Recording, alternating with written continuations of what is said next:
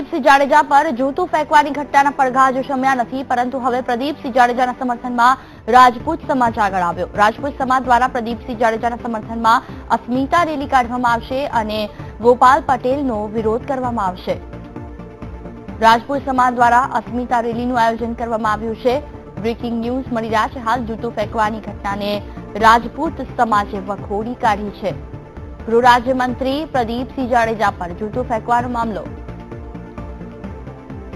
Mehul દુધરેચા phone line પર। મેહુલ, વાત કરવામાં આવે તો પ્રદીપસિંહ જાડેજા પર જૂતું ફેંકવાના મામલાને લઈને અસ્મિતા રેલીનું આયોજન કરવામાં આવ્યું છે, શું છે માહિતી? જેવી રીતે અત્યારે ગુજરાતમાં આજે કાયદા મંત્રી જૂતું વિધાનસભાની બહાર ફેંકવામાં આવેલું, તેનો વિરોધ અત્યારે રાજપૂત સમાજ દ્વારા જે કરવામાં આવશે, ગાંધી આશ્રમથી લઈને કલેક્ટર સુધીની એક રેલી કાઢવામાં આવશે।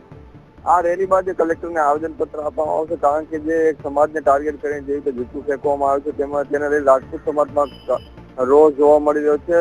ગુજરાત દરેક જગ્યાએ આ પ્રકારે આજે આવેદન પત્ર આપવામાં આવશે અને આજે પોતાનો રોષ છે અને જે સમાજના એક અગ્રણીને જે રીતે જૂતું ફેંકવામાં આવ્યું તેનો જે દેખાવો છે તે પૂરા રાજ્યમાં રાજપૂત સમાજ કરશે। બિલકુલ, તમામ જાણકારી બદલ આભાર।